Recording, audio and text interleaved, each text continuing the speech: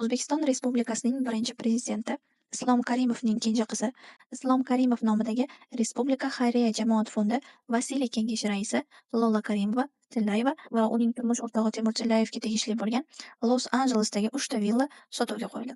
Это очень тяжелый момент в жизни, и я это особенно вижу сейчас. Что язык страны, где он живет, не знает два человека. Первый – это оккупант, который оккупировал. Второй – это идиот. Oila bu uylarning hech birida istiqomat qilmagan. Ular ayni damda Beverly Hills shahridan 33 million AQSh dollariga xarid qilingan uyda yashab kelishmoqda. Buyursin. Endi dangasalar hozir O'zbekistonda kamdan kam. Dangasalarni kimni hisoblayman? Moskvani borib ko'chalarni, maydonlarni supradiganlar. Odam jirkanadi.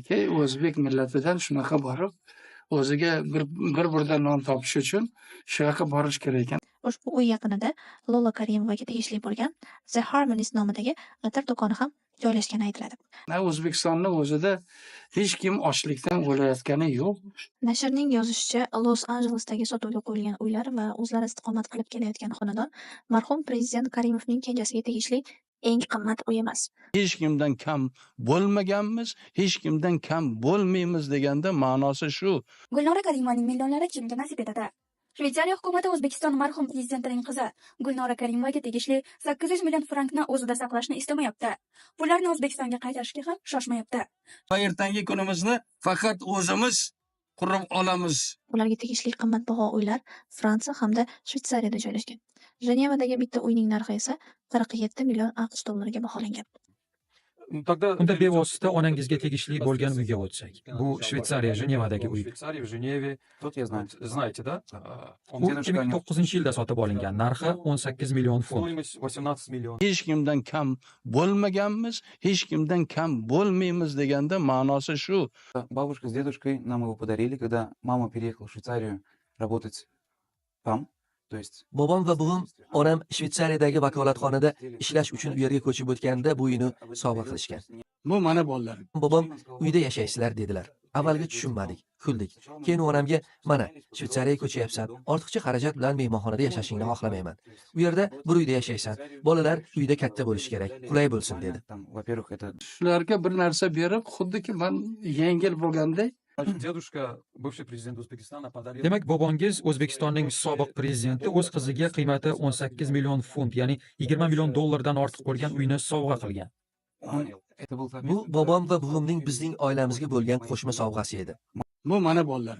Я не думаю, что он сам выбирал дом, говорил, вот такая-то цена, давайте возьмем. То есть наверняка он дал задание какому-то человеку в своем аппарате или в министерстве.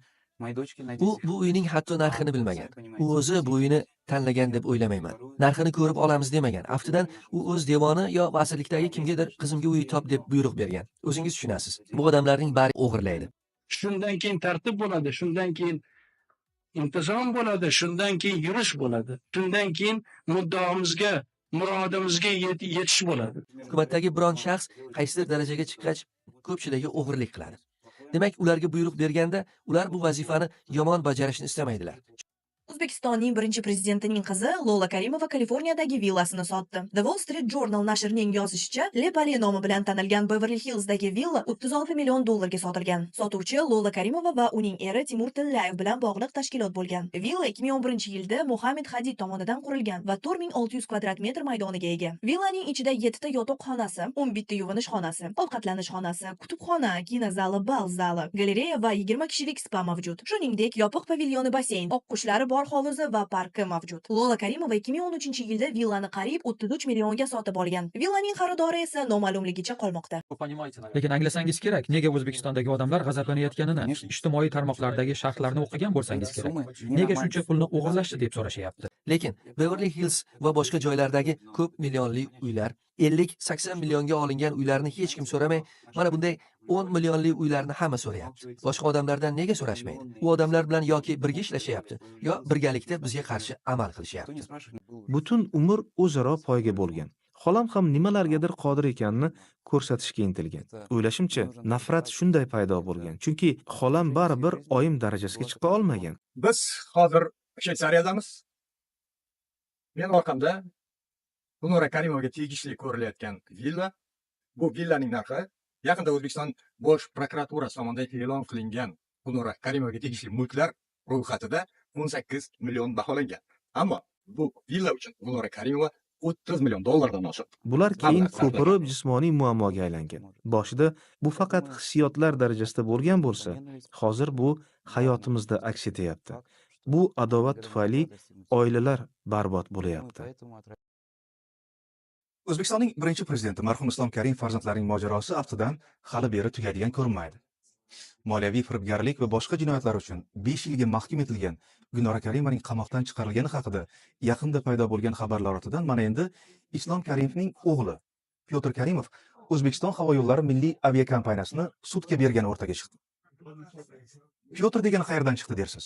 Gap shundaki, Islom Karimovning ikki xil, ya'ni rasmiy va norasmiy tarjimai holi bor edi. Diktatura qachondan boshlandi va qayerdan boshlandi? Dindorlarni ta'qib qilish siyosatini olib bordi. Islom Karimov shaxsiga, u yashagan davriga, qabul qilgan qarorlarga nisbatan albatta baho berilishi kerak. San'atkorlarga o'xshab o'sha paytda eziluvdik, xorlanuvdik deymizmi?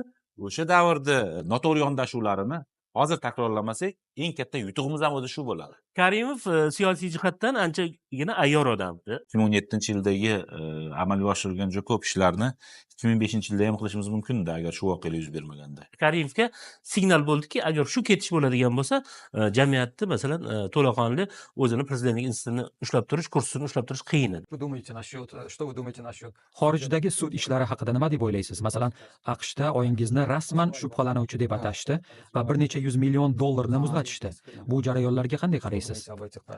Я думаю только одно, то, что узбекская сторона Men bir fikrdaman.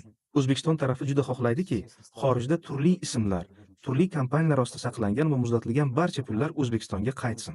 Lekin men aniq bilamanki, bu pullar byudjetga tushmaydi. Maktab yo yo'llar yo bola bog'chalarni qurishga ishlatilmaydi. Bu millat hech narsaga erisha olmaydi.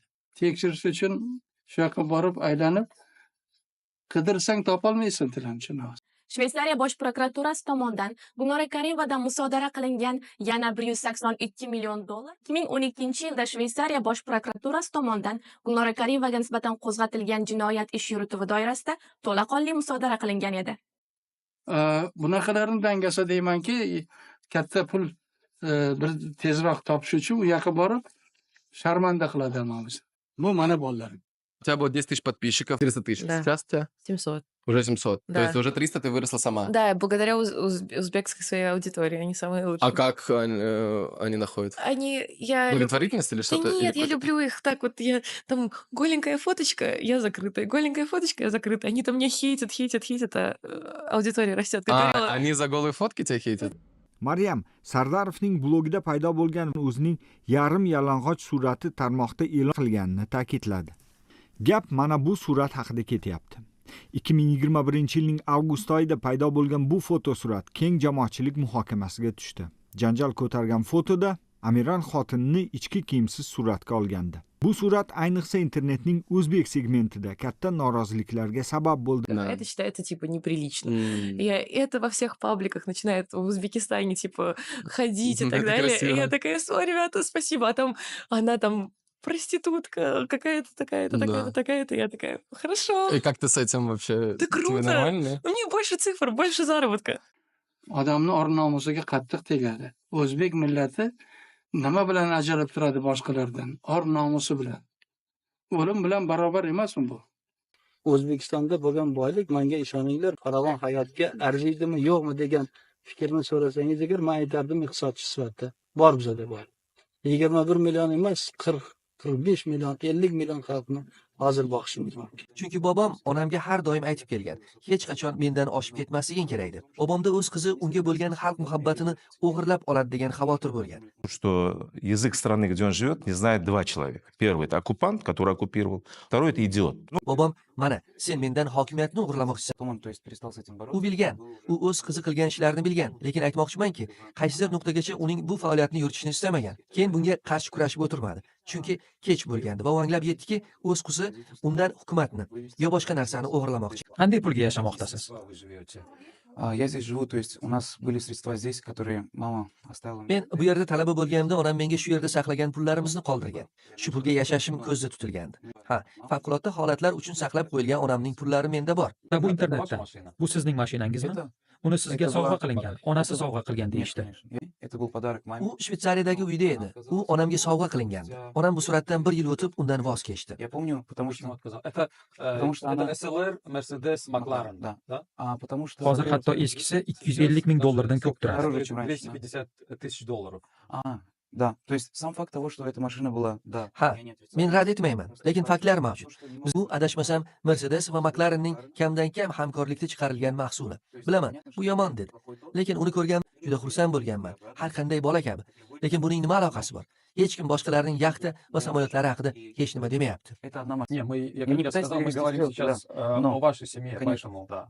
man nima demoqchimanki, qo'lingizda ishlaydigan odamlarni qandaydir doim qo'llab-quvvatlash kerak. O'zingdan so'rayman shuni, do'stdan xabar keldi o'tgan qay kuni, o'zga yurtda yurganmish bilmabman buni, musofirda yurganlarni o'zing asragin, taqdir kitobini o'zing yozibsan, dema bandam endi aqldan ozibsan, ko'nglimdan o'tganin bilib turibsan, uyin sog'inganlarni o'zing asragin, ularga osonmas gulxonasidan, kimdir ayrobunda o'z oilasidan, yana kimdir uzoq yolg'iz onasidan, musofirda yurganlarni o'zing asragin. Qora ko'zlar ota deb yo'l qarar mana, sochin tarab ayoli yo'l qarar mana, senga nimalarni ko'rsatay yana, bolam deb yurganlarni o'zing asragin.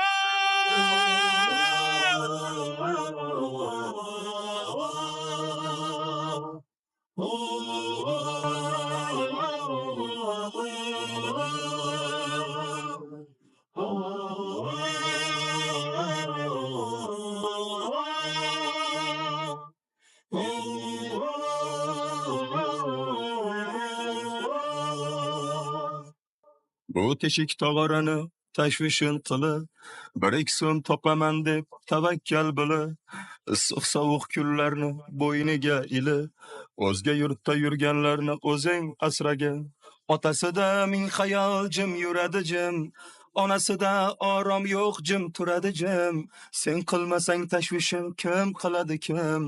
Ularni farzandini o'zing asragin.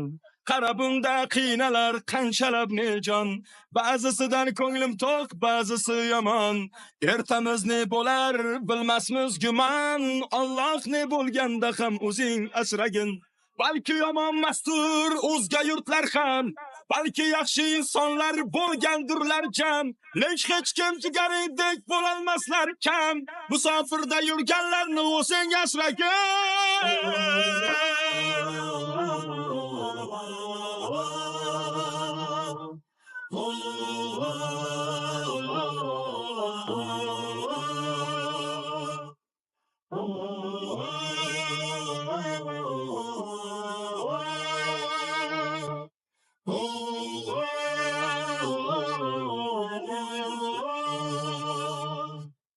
O'zga yurtda ariqdan olma oqmasa kerak, sahar turib issiq non yopmasa kerak, do'stlari bilan oshga bormasa kerak, shuni sog'inganlarni o'zing asragin.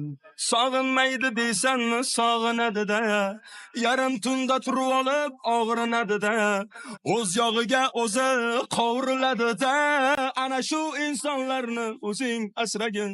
Jigarim opamsiz vatandosh akam, Allohdan o'zga yo'q eng oliy hakam. Duodamiz ko'zlaringiz bo'lmasin hech nam, aziz vatandoshlarni o'zing asragin.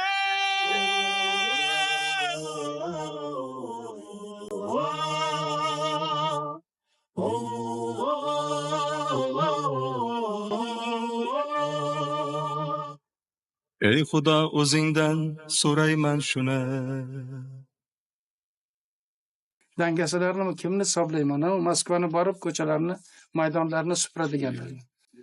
Odam jirkanadi. O'zbek millatidan shunaqa borib, o'ziga bir burda non topish uchun shu yoqqa borish kerak ekan. O'zbekistonning o'zida hech kim ochlikdan o'layotgani yo'q. Baraka topgir.